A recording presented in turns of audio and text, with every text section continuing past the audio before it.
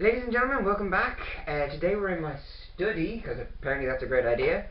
And we're also going to be talking about depression. Once again, this time we're going to talk about gremlins. Right, now, gremlins are a term I used in my last video. If you haven't actually watched my last video, I advise you do so. It's going to be a link there, that's the one. I talked about agency. Now, agency was basically boiling down to it as kind of like feeling like you have control over your life. Last week I mentioned that, you know, they're called gremlins, but we shouldn't actually be calling them gremlins because they're not actually like little monsters nibbling in your head making you feel bad things. It's actually just you. It's a natural part of your thought process. So I'm sorry, these are things that are not actually going to go away. They're actually just going to be there for the rest of your life. You just get better at dealing with them.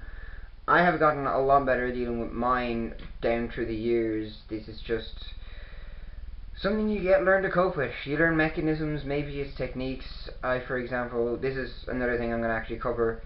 Probably when I talk about Asperger's syndrome more than depression, I do this every now and again, which I actually use to kind of help. It's like it's almost meditating, but there are techniques and there are ways of you to learn that, or to either deal with these issues or push them to the back of your mind, or you actually realize that no, my friends aren't out to get me. I mean, like, seriously, the amount of things that my friends have had to put up with from me, if they weren't actually my friends, they still wouldn't be hanging around.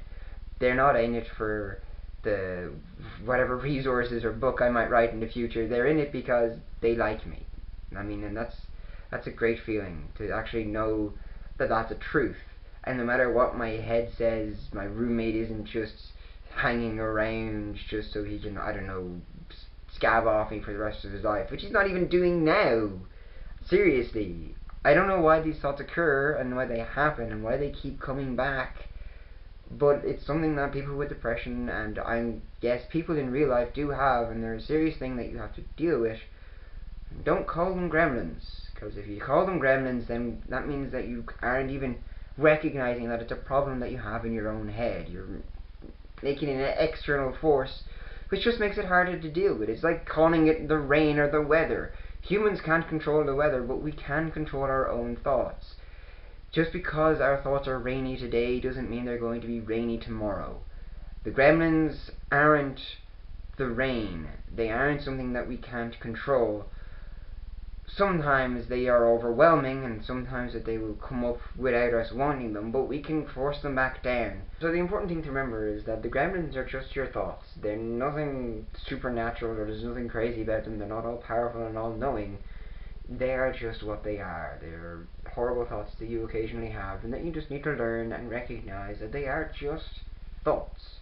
They're things that you can get around, they're things that you can ignore, and there's things that you can just push back. We all have to deal with some things, be it a horrible disease or a lack of headspace, which is a term I use for that kind of not being able to process things because you're too busy thinking about all the horrible things that can go wrong. So, unfortunately, this is part of what we're going to have to live with, but you should know that you're not the only one who has it, if you have it. Next week we're going to talk about faces. I hope you enjoyed this vlog. It took so much effort to make. You've no idea. But it's all good. It's all for the greater good. So, that's all for me. I'll see you again sometime.